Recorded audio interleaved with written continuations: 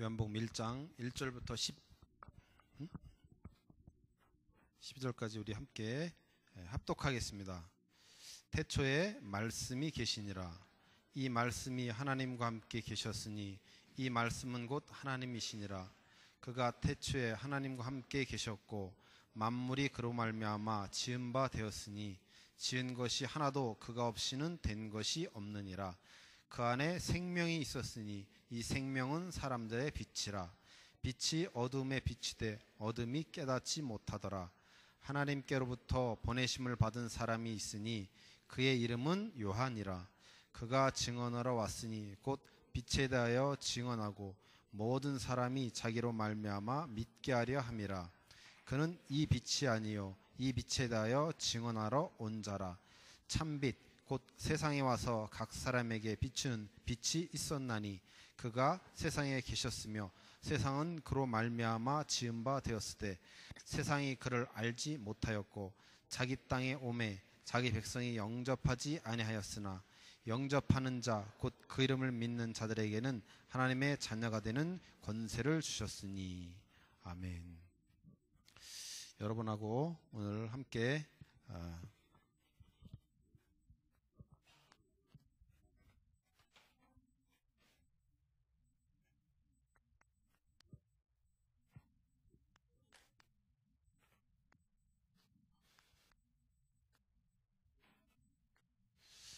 그 이름을 믿는 사람들, 영접하는 자 곧 그 이름을 믿는 자들에게는 하나님의 자녀가 되는 권세를 주셨다라고 이렇게 오늘 성경 말씀은 이야기하고 있습니다. 우리가 오늘 하나님의 시간표를 붙잡으라 이렇게 말씀을 받았습니다.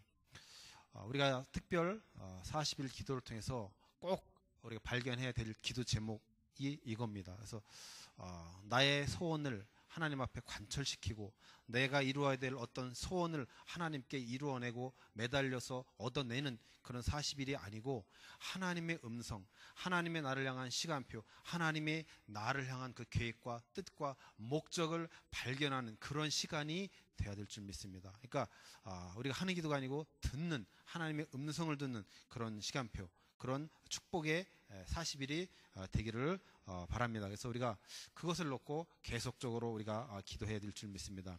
우리 각자에게는 다 때가 있어요. 공부할 때가 있고 또 일할 때가 있고 잠잘 때가 있고 놀 때가 있습니다.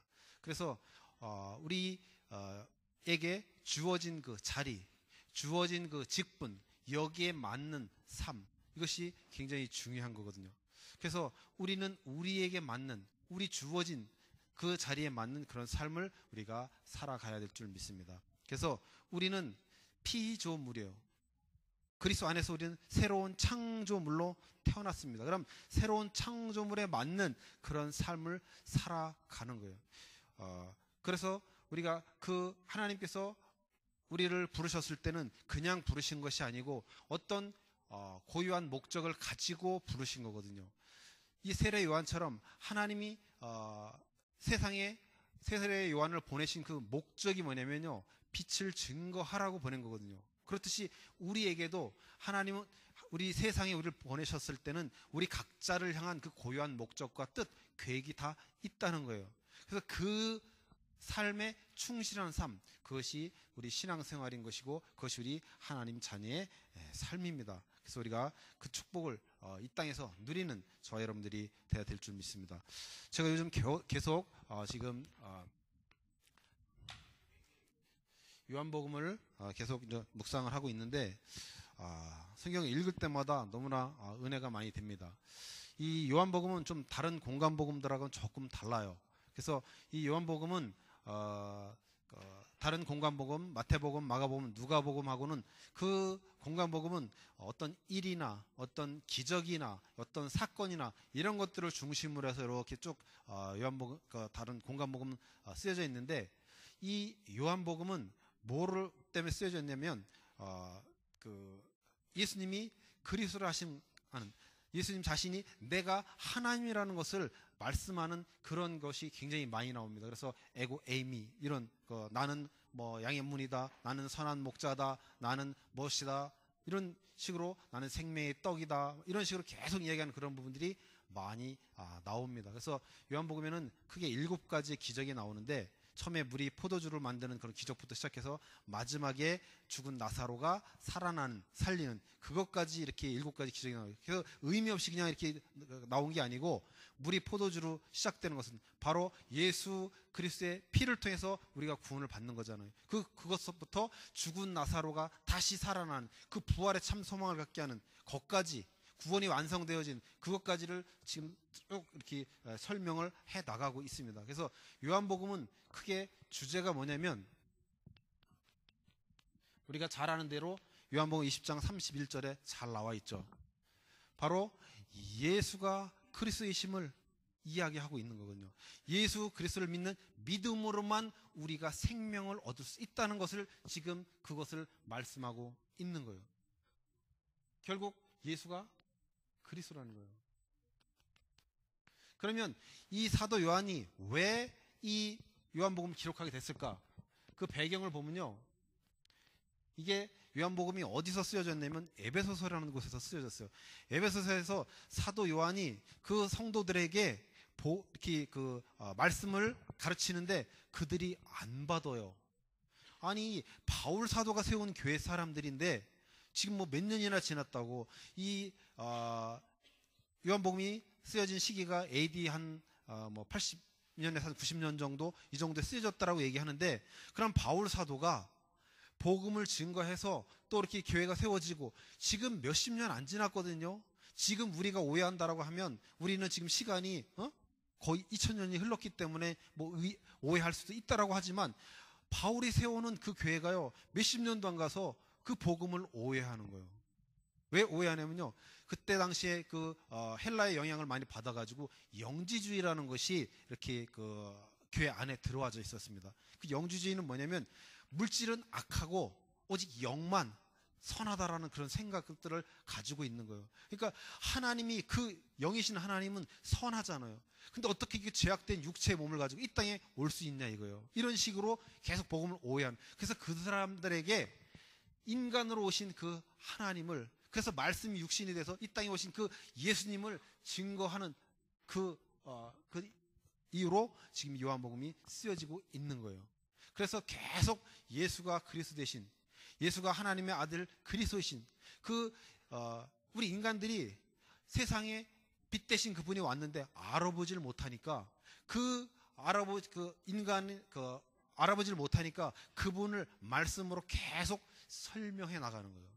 그것이 바로 요한복음입니다. 그래서 요한복음을 보면 우리가 복음을 정확하게 이해할 수 있고 복음을 잘 깨달을 수 있게 되어집니다. 그래서 우리가 지금 영지주의가 얘기하는 것처럼 물질은 악하고 오직 영만 선하다. 그 이야기는요. 하나님은 선하시고 우리 인간은 죄악덩어리다 이거예요. 그러니까 어떻게 하나님이 어떻게 죄악된 인간의 몸을 입고 이 땅에 올 수 있냐라고 그렇게 이제 이렇게 반대하는 그들에게 지금 설명하시기 위해서 이 지금 요한복음을 쓰였습니다. 그래서 우리가 기복이라는 것을 굉장히 지금 많이 배격하는 그런 설교를 주로 요즘 하고 있습니다. 그럼 이 기복이 꼭 나쁜 것이냐? 우리가 잘 생각해야 되거든요.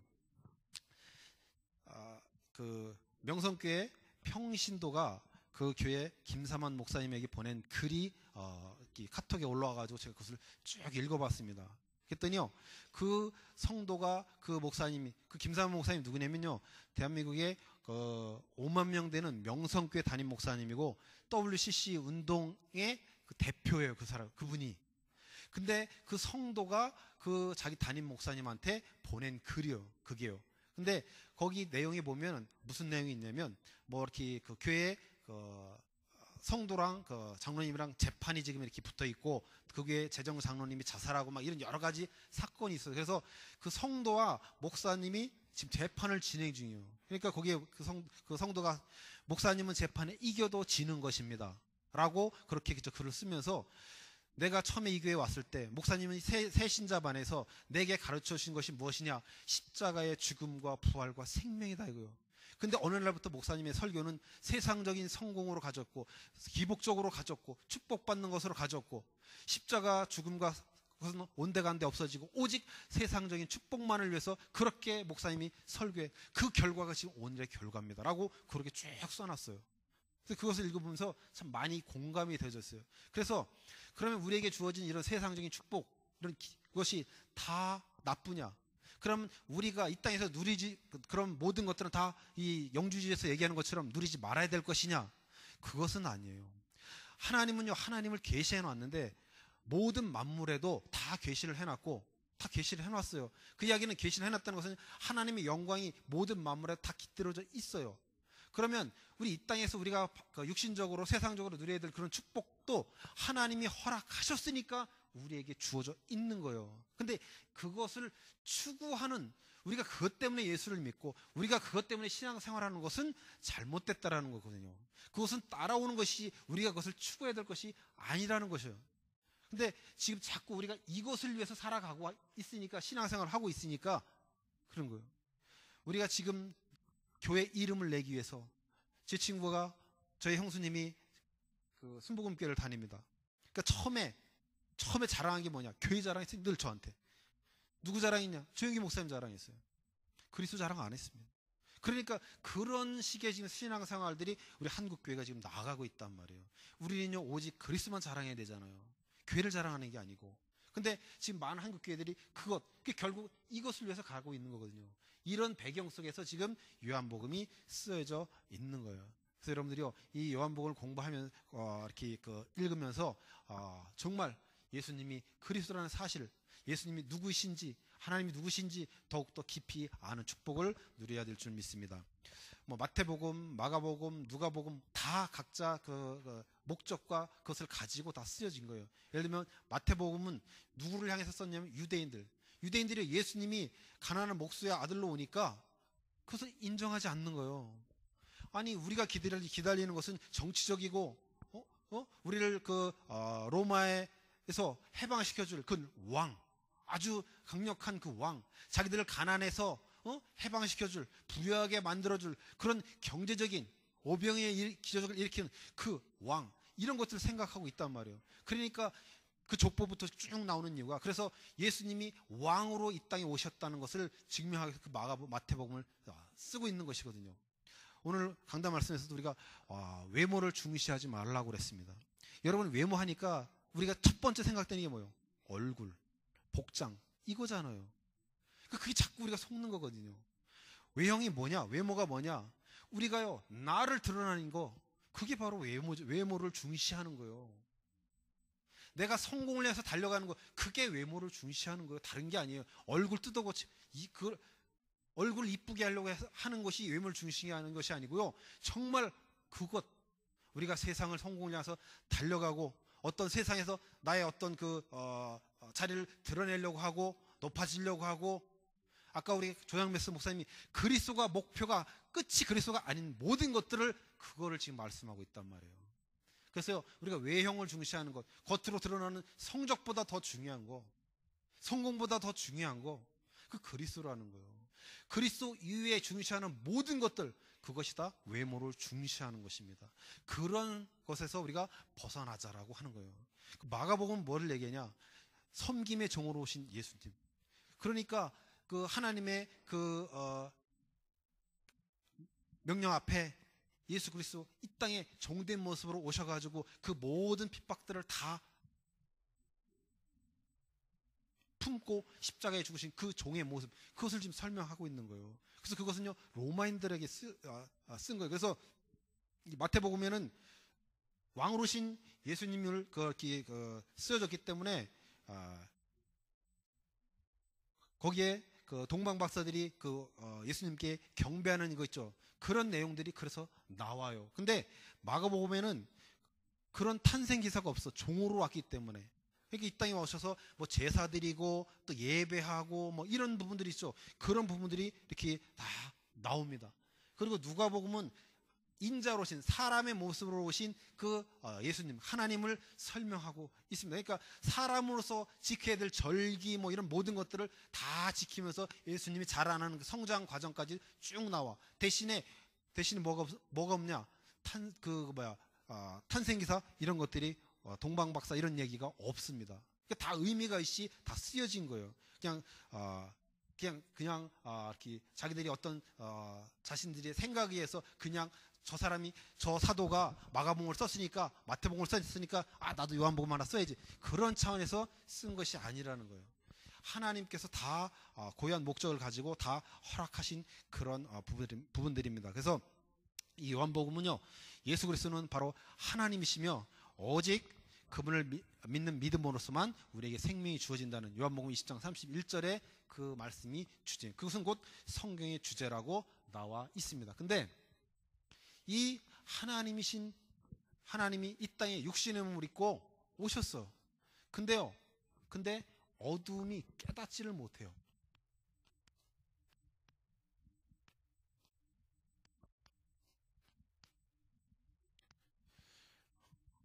이 원어적으로 보면 깨닫는다는 것이 힘으로 소유하려고 하는 것, 힘으로 이기려고 하는 거래요. 그러면 이 어둠이 그 빛을 이기려고 달려든다는 거예요. 그냥 단순히 깨닫지 못하는 게 아니고 비복음이 복음께 대드는 형태가 바로 이거예요. 그래서 왜 그러냐? 그들은요, 영적으로 소경이기 때문에 그래요. 왜냐? 전적으로 그들은 타락했기 때문에요. 즉 죽었어요. 이미 영이 죽어있기 때문에 알 수가 없습니다.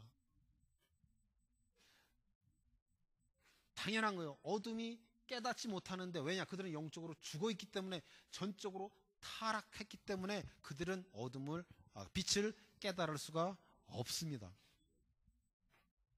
우리는 모두가 아담의 후손이요. 그죠? 그 이야기는 우리는 모두가 다 죄를 가지고 이 땅에 태어났습니다. 영적으로 죽어있는 상태로 태어났어요. 그러니까 어둠인지 아닌지를 분별할 수가 없는 거예요. 눈 뜬 자만 색깔을 구분할 수 있다라고 했습니다. 장님은요, 소경은 절대로 색깔을 구분할 수 없어요. 그러니까 죽어있기 때문에 이것이 빛인지 이것이 어둠인지 구분할 수가 없는 거예요. 영적으로 소경이기 때문에 그렇습니다. 그러면 이 영적인 소경이 누구냐? 우린 불신자를 이야기합니다. 근데요, 이 영적인 소경은 누굴 얘기를 하는 거냐면, 결국엔요, 자신의 꿈과 야망을 향해 달려가는 모든 자들이요, 다 영적으로 소경인 것입니다. 그래서 우리는 신자들인데도 영적인 소경처럼 살아가는 사람들이 너무나 많이 있어요. 세상 성공을 위해서 달려가는 모든 자들은 다 사실은 영적으로는요, 소경이요. 왜냐? 하나님께서는요, 우리 각자를 창세전에 예정하시고 우리를 부르셨을 때는요, 이 세례 요한처럼 고유한 목적을 가지고 이 땅에 보내셨어요. 하나님의 그 창조의 목적에 합한 삶을 사는 거, 그게 선인 거예요. 믿음의 선한 싸움을 싸우는 게 바로 그 싸움인 거예요. 하나님께서 나를 이 땅에 불러주셨는데 그 부르심의 목적에 맞는 합당한 삶을 사는 것, 그게 선인 거예요. 그래서 우리는 그 싸움을 하는 것이죠. 우리가 악하고 싸우는 게 아니란 말이에요. 우리가 3단체와 싸우는 게 아니에요. 그들은 싸울 대상이 아니고 그들은 살려낼 대상입니다. 그 눈을 가지고 바라봐야 되는 거예요. 그래서요, 그것이 바로 합당한 삶. 오늘 목사님께서 마음에 합한 자, 그러니까 우리가 마음에 합한 자 이렇게 생각하면 우리는 또 오해를 하거든요. 어떻게 오해를 하냐? 다윗이 어려서부터 늘 양을 치면서 열심히 말씀을 묵상하고 열심히 기도하고 또 돌팔매질을 열심히 연습해갖고 한 마리 양도 잃지 않고 이렇게 했기 때문에 하나님께 합한 자가 되어졌구나, 이렇게 생각한단 말이에요. 그게 아닌 거예요. 왜 다윗이 하나님께 합한 자가냐? 하나님이 준비한 사람이에요, 그 사람이. 그래서 합한 사람이, 그러니까 개역성경에는 맞는 사람이라고 나오는 거예요. 다윗이 어떤 행위를 잘 했기 때문에, 하나님께서 원하신 어떤 행위를 했기 때문에 그 사람이 다윗이 하나님께 합한 자가 되어진 것이 아니고요, 하나님께서 그렇게 준비한 사람이기 때문에 마음에 합한 자라고 한 거예요. 내가 창세전에 준비한 사람이라는 거예요. 그 사람이요. 다윗이. 그래서 마음에 합한 자라고 하는 것입니다. 우리는요, 하나님께 합한 자입니다. 창세전에 우리 각자를 향한 그 계획을 가지시고 우리를 불러주셨어요. 우리를 이 땅에 그 계획을 가지고 보내셨단 말이에요. 그러면 우리는 하나님께 합한 자입니다. 그 맞는 삶을 사는 게 바로 선한 싸움이에요. 그래서 우리가 그 삶을 사는, 그런 삶을 살아가는 우리들이 세상 성공을 향해서 자신의 목적과 야망과 꿈을 이루기 위해서 이 땅에 살아간다라고 한다면 그것은 바로 영적 소경인 삶이지 성도의 삶은 아닌 것입니다. 그래서요, 우리가 그것을 잘 분별할 수 있어야 될 수 있습니다. 왜 어둠이 깨닫지 못하냐? 우리 이 땅에 태어난 모든 사람들이 다 영적 소경으로 죄인으로 태어나고 또 이 세상도 타락했기 때문이에요. 우리 인간이 하나님과의 약속을 어기고 하나님을 떠났을 때 우리 인간만 저주를 받은 게 아니고 세상도 저주를 받았어요. 그죠? 그래서 가시와 엉겅퀴를 세상이 내는 거예요. 그러니까 이 타락한 세상, 이들조차도 지금 빛을 깨닫지 못하고 있습니다. 그래서 이 세상이요, 혼돈, 공허, 흑암 가운데 있기 때문에 절대로 이 빛을 깨달지를 못하는 거예요. 그래서요, 하나님을 알지 못하는 그런 죄인들의 땅이 바로 이 세상입니다. 그러니까 사람도 타락했고 또 세상도 타락했기 때문에 어둠인지를 분별할 수가 없는 거예요. 그래서요, 이 타락한 세상은 이건 뭘 나타내냐면 모두가 다 무질서 상태예요. 하나님이 창조했을 때 그 모든 창조의 질서가 깨트려진 상태, 그 무질서 상태가 바로 이 타락한 세상의 상태입니다. 그래서 예수님이 이 땅에 오셔서 하는 것이 뭐냐? 죄인들을 구원하시죠. 그건 사람의 입장이고, 하나님이 이 땅에 오셔서 다시 하실 일이 뭐냐면 모든 것들을 다 재통일시키는 거예요. 모든 하나님의 창조물들을 다시 원래의 질서를 회복하시는 게, 그게 진짜 복음인 거예요. 인간의 차원에서는 죄인들이 용서받는 거지만, 구원받는 거지만, 이 창조물들까지도, 그래서 모든 피조물들이요, 지금 예수님의 재림을 고대하고 있는 거예요. 그렇기 때문에 우리가 지금 어둠을 깨달을 수가 없습니다. 그리고 왜 어둠을 깨달으셔야 하냐? 사단의 유혹 때문에 그렇습니다. 아담을 유혹했던 그 사단은요, 지금도 우리를 속이려고 계속적으로 우리를 유혹합니다. 그럼 무엇을 가지고 하냐? 바로 육신의 정욕으로 우리를 속이려고 달려듭니다. 또 안목의 정욕, 이생의 자랑, 이런 것들을 가지고 계속 우리를 속이려고 달려들어요. 제가 얘기하잖아요. 여러분들에게 사단이 더러운 것을 가지고 여러분을 속이려고 달려들지 않습니다.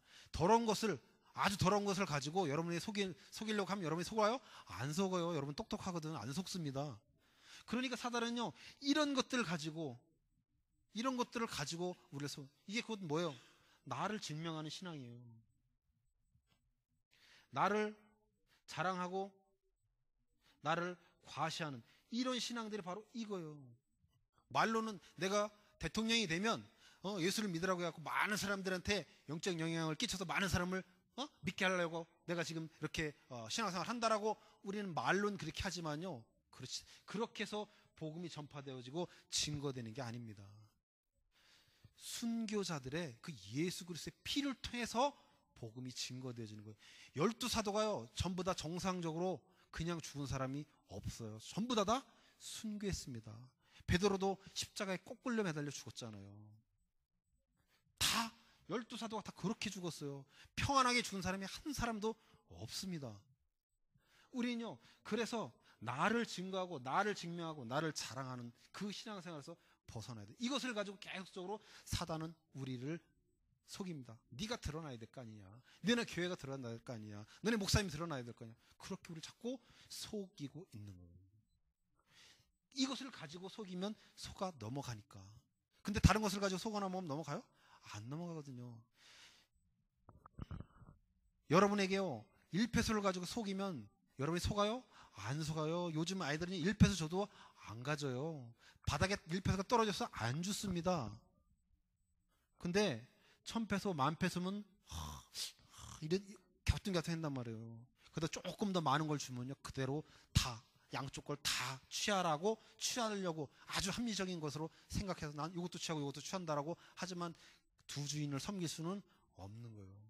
이 사단은요, 계속적으로 우리를 유혹을 하는 거예요. 속이려고 달려듭니다. 우리를 이길 수는 없어요. 우리에게 구원을 뺏어갈 수는 없지만 계속적으로 속인단 말이에요. 이게 사단의 주특기잖아요.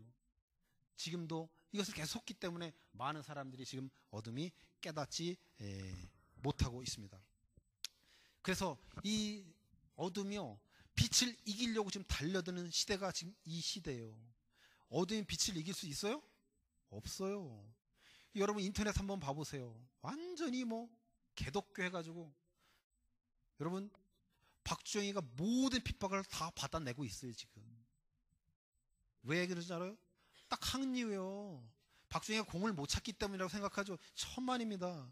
박주영이가 하나님의 자녀이기 때문에 그런 거예요. 박주영이가 렘넌트이기 때문에 그 모든 이 어둠들이요, 이 깨닫는다는 것이요, 힘으로 이기려고 달려드는 거라니까요 이게. 박주영이 그 핍박을 다 지금 받아내고 있는 거예요. 영적으로 대단한 거예요 그게. 그러면서도 견디고 있는 거예요 지금. 그러니까요, 박정을 위해서도 기도해 줘야 될 필요가 있습니다. 함께 중보기도 해야 돼요. 그러니까 제가 운동을 못했기 때문에 그런 핍박 받겠지. 아니에요. 나 때문에 지금 걔가 받고 있는 거예요. 나를 대신해서. 그만큼 중요한 위치에 있는 사람이란 말이에요. 어둠은요, 지금 어둠은 지금 빛을 향해서 달려들고 있는 시대란 말이에요 지금 시대가. 그냥 인터넷에 보면요, 아주 가관이잖아요 여러분들. 읽어보면 막 화나고 어떤 때는 막 진짜. 그래서 나는 인터넷 실명제를 주장하는 사람이에요.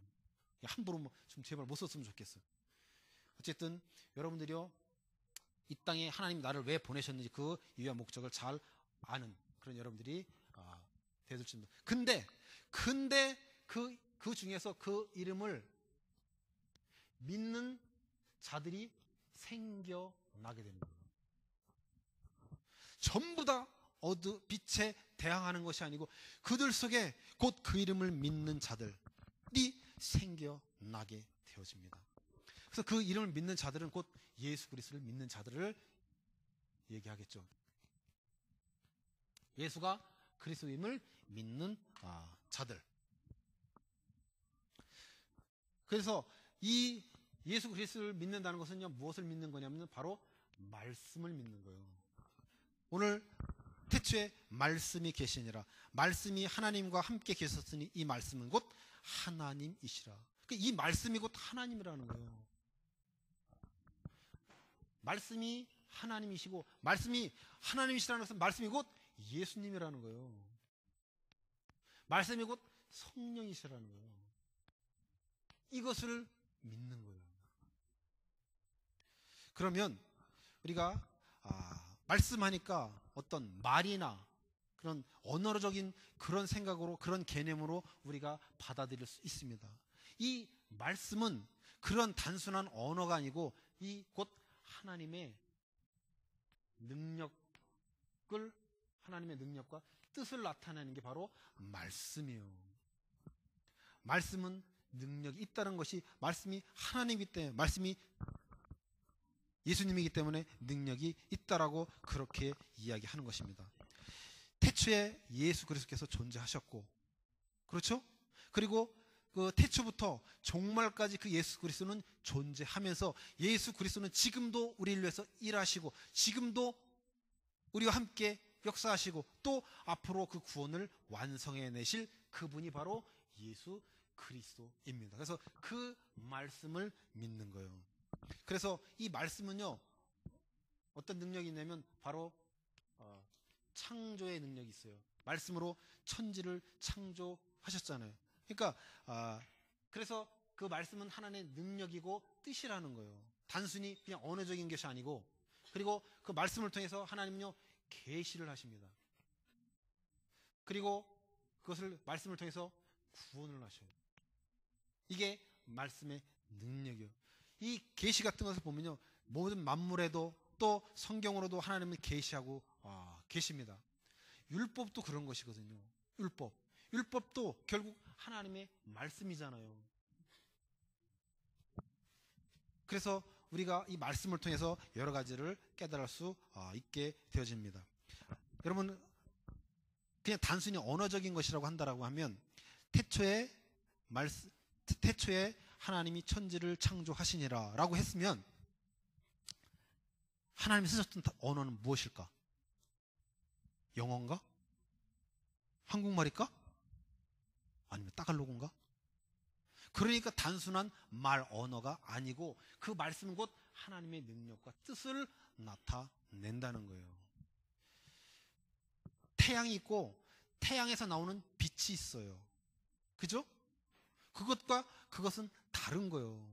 태양은 원형이고 그것에서 나오는 그 빛을 통해서 광합성 작용에 의해서 모든 만물이 살아나는 거잖아요. 참 빛은 예수 그리스도밖에는, 참 빛은 곧 하나님이시요. 그죠? 예수 그리스도는 곧 참 빛이시란 말이에요. 여기서 보면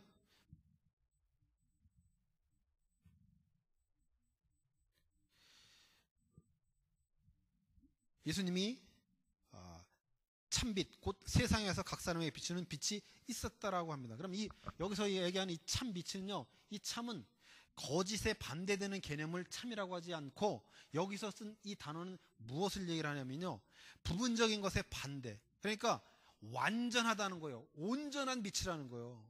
부족함이 조금도 없는 완전하고 온전한 빛. 그 빛이 바로 참 빛을 이야기합니다. 그래서 우리가 이 참빛 대신 예수 그리스도를 증거하는 그런 그런 삶을 우리가 살아가야 될 줄 믿습니다. 즉 이것은요, 영적인 빛이요, 무에서 유를 창조하는 그 생명의 빛이란 말이에요. 온전한 또 생명의 빛이 바로 이 빛입니다. 창세기 1장에 보면 빛이 있으라 했을 때 그 빛, 그러니까 이 빛은요, 우리가 이렇게 태양 같은 햇볕을 얘기하는 그 빛이 아니고 하나님의 능력이고 하나님의 뜻을 나타내는 빛이에요. 그것은 뭐냐면요, 모든 만물이 지금 이렇게 살아나가는데 필요한 그런 그 생명 있죠, 생명력, 그것을 갖다가 이 빛이 그것을 얘기하는 거예요. 즉 생명을 얘기하는 거예요. 이 빛은요, 다른 것을 얘기를 하는 게 아니에요. 그럼 이 빛과 같은 게 뭔지 아세요? 그게 복이요, 복. 하나님이 우주 만물을 다 창조하시고 우리 인간을 마지막에 창조했습니다. 그리고 그 인간에게 복 주시되라고 했어요. 그 복이 이거요, 이 빛이란 말이에요. 같아요, 단어가. 이게 그러니까 우리에게 주어지는 복은 육신적인 복이 아니고 우리에게 주어진 생명, 우리에게 생명이 있기 때문에 그 생명이 우리를 통해서 다른 곳을 흘러 넘친, 그게 우리에게 주어진 진짜 복이라는 거예요. 그렇게 하시고 심히 좋았다라고 그렇게 말씀하시는 거예요. 그 심히 좋았다라는 것이 성경에 뭐냐면 선이라고 나와요. 아까 얘기한 창조의 고의 목적 회복해서 거기에 맞는 삶을 사는 그걸 선이라고 하죠. 그 선이 이게 심히 좋았다를 때 그게 그거예요. 그러니까 하나님이요, 우리를 이 땅에 보내시고 우리가 그 하나님의 뜻에 맞춰서 맞는 합당한 삶을 살아갈 때 하나님은 우리에게 선하다라고 얘기를 하시는 거예요. 다말이 시아버지 유다와 관계를 맺어서 자식을 낳습니다. 그것을 여호와께서 의로 여기셨다라고 했죠. 그게 성경에서 이야기하는 선인 거예요. 기생 라합이 여리고 자기 나라를 팔아먹은 거잖아요. 결국 지 살겠다고 팔아먹은 거잖아요. 근데 그것을 성경에서 뭐라고 얘기냐? 선이고 그것을 갖다가 선이라고 얘기를 한단 말이에요.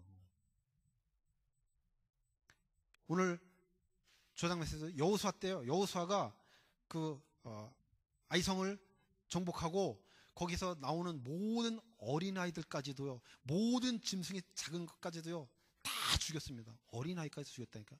인간적으로 생각해 보세요. 어떻게 그럴 수가 있나라고 하죠.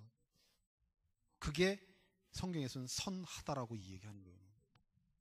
우리는요 참빛, 온전한 그 생명의 빛이 우리에게 비춰져 있습니다. 어떻게 우리가 이 빛을 받았죠? 우리의 노력과 우리의 어떤 그 열심과 그것을 가지고 받았나요? 아니잖아요. 하나님께서 은혜를 주셔서 그렇게 되어져 있습니다. 오늘 하나님의 절대 주권을 인정하면서 그 하나님의 절대 주권에 순종하자라고 했어요.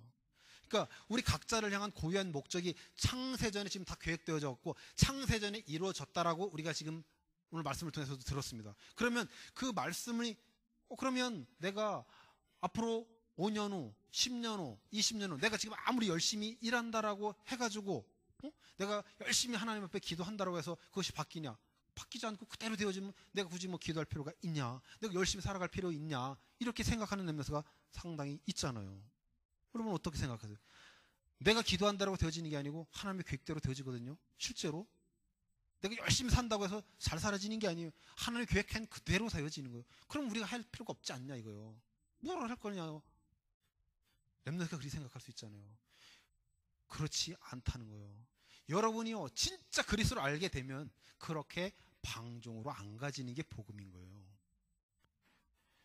그러면 나는 아무것도 할 필요가 없네 이렇게 생각하는 사람들은 뭐냐? 아직 그리스도가 제대로 깨달아지지 않은 거예요. 제대로 그리스도를 이해하지 못한 거예요. 우리가요 정말 그리스도를 알게 되면 어떻게 되냐면요, 자기 지나온 삶을 보니까 정말 하나님이 아니었으면 내가 과연 어떻게 됐을까? 진짜 하나님이 나를 이렇게 인도하셨구나. 이게 하나님의, 내가 나 된 것이 정말 하나님의 은혜구나. 이렇게 깨달아지는 거예요. 우리 박경훈 렘넌트 집사가 지금 한국에 가서 몇 개월 동안 있으면서 저하고 점심 먹으면서 포럼을 하는데 그 얘기를 하는 거예요. 자기가 한국에서 가장 많이 깨닫고 느껴지고 확신되는 게 뭐냐? 하나님의 인도하심이라는 거예요. 내가 계획된 대로 가는 것이 아니고 하나님의 인도함 속에 내가 있다는 것이 발견되었다. 그거거든요. 진짜 그리스도 아는 자는요, 그 속에서 그리스도 안에서 최선이 다와요. 그 그리스도 안에서 열심히 나온다니까요. 아무렇게나 살지 않게 되는 거예요. 그게 진짜 복음이고 그것이 진짜 그대로 깨달은 사람이 막 산다. 그러면 아직 그리스도가 제대로 이해되지 않기 때문에 그렇게 되어지는 거예요. 그러니까 우리가요 하나님의 절대 주권에 순종하는 그런 사람, 하나님의 은혜를 아는 자들은요 그렇게 순종이 나와지는 거예요. 내가 하나님의 은혜가 없으면, 내가 그리스도 없으면 안 되는구나로 방향이 그렇게 간단 말이에요. 그러니까 하나님의 절대 주권 계획대로 이루어지니까 내가 아무렇게나 사는 것이 아니고 그분께 나의 인생을 맡기고 순종하는 삶을 살게 되어지는 거예요. 방종하는 삶이 아니고 순종하는 삶으로 가게 되어져 있는 거예요. 생명이 있는 자는 그렇게 되어지는 거예요. 예수 그리스도는 곧 생명입니다. 예수 안에만 생명이 있어요. 오늘 본 말씀이 그렇잖아요. 예수 안에만 생명이 있습니다. 그 예수 그리스도께서 그 빛이 우리 마음속에 딱 뚫고 들어와서 우리 안에 딱 비춰져 우리 딱 안에 우리 품고 그렇게 있단 말이에요. 그것이 바로 생명입니다. 그래서 예수 그리스도와 상관없는 그런 삶을 산다 그러면 그것은 죽은 자의 삶이요, 그리스도가 함께하는 삶, 예수와 함께하는 삶, 그 삶만이 진짜 살아있는 사람의 삶입니다. 예수 그리스도는 곧 생명입니다. 예수 그리스도는 곧 말씀이시고 예수 그리스도는 곧 참 빛이시며 예수 그리스도는 곧 생명이십니다. 예수 안에만 참 생명이 있습니다. 그런 그 이름을 믿는 우리들이 그럼 이제 어떤 삶을 살아가야 되느냐? 하나님 그 곧 영접하는 자, 곧 그 이름을 믿는 자들에게는 하나님의 자녀가 되는 권세를 주셨다 그랬어요. 이 권세를 누려야 되는데 이 권세를 그럼 어떻게 누릴 것이냐고요. 권세하니까 어떤 큰 힘, 능력 이런 거 생각하죠. 여기서 얘기하는요, 영접하는 자, 곧 그 이름을 믿는 자들에게는 하나님의 자녀가 되는 권세를 했을 때 이 권세는요, 이 뜻은 권위를 나타내는 거예요. 원어적으로 권위요. 이 권세는 세 가지가 있어요. 정치적인 이런 권세, 통치의 권세, 또 어떤 힘, 능력. 근데 여기서 얘기하는 요한복음 1장 12절의 이 권세는 그게 아니고 신분에 대한 신분에 대한 권위를 내기를 해요. 그래서 이 신분에 대한 권위는 뭘 얘기냐면요, 책임과 의무가 따르는 권세예요. 달라요. 이 권세, 아까 제가 얘기한 통치적, 정치적 힘, 능력, 사실 이것은요, 우리가 이 땅에서 누려야 될 것이 아니고, 이 땅이 우리에게 주어지는 경우도 있지만 이 땅에서 누릴 것이 아니고, 그것은 새하늘과 새 땅인 천국에서 누려야 될 것이고, 우리에게 주어진 것은요, 권위예요. 신분에 맞는, 신분이 하나님 자녀로 되어지면서 우리에게 생겨진 권위를 나타내는 거예요. 그래서 원어적으로 따지면요, 영접하는 자 곧 그 이름을 믿는 자들은 하나님의 자녀가 되는 권위를 주셨으니라고 하는 게 맞아요. 그럼 이 권위는 뭐냐? 책임과 의무예요. 우리는요, 각자 자기의 직분에 맞는 책임과 의무가 주어지는 거예요. 교장 선생님의 역할이 있고, 선생님은 선생님의 역할이 있고, 학생은 학생의 역할이 있어요. 거기에 각자 맞는 책임과 의무가 따라와집니다. 그러면 하나님의 자녀에게도 그 책임과 의무가 따라와지는 거예요. 있습니다. 함께. 없는 게 아니에요. 그러면 그것은, 그 책임과 의무가 뭐냐? 바로 하나님과 이웃을 사랑하는 거예요. 이게 우리에게 주신 계명이잖아요. 하나님이. 우리는 말로만 막 하는데 그게 아닙니다. 실제로 하나님을 사랑하고 이웃을 사랑하는 그 삶, 즉 하나님의 속성과 성품과 인격과 하나님의 하나님 되심이 우리의 삶 속에서 드러나는 거예요.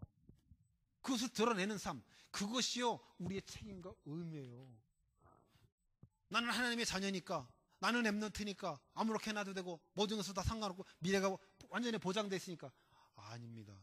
책임과 의무가 따라오는 함께 있는 그 직분이 하나님의 자녀예요. 그래서 우리는요, 하나님과 이웃을 끊임없이 사랑하는 삶을 사는 것이 바로 하나님 자녀의 삶이고 성도의 삶입니다. 그래서 용서를 예수님이 이 땅에서 친히 보여주신 거예요. 긍휼을 친히 보여주신 거라는 거예요. 그래서 그것을 우리가 말씀 육신이 돼서 왔다라고 하는 거예요. 말씀 육신이 됐다는 건 도대체 무슨 말인가? 그 이야기예요. 예수님이 이 땅에 오셔서요, 삶으로 인격으로 그 삶을 살아내셨습니다. 그게 말씀이라. 말씀 육신이 돼서 이 땅에 오셔서 산 그 모습을 이야기합니다. 그래서 우리는요, 하나님과 이웃을 사랑하는 그런 삶.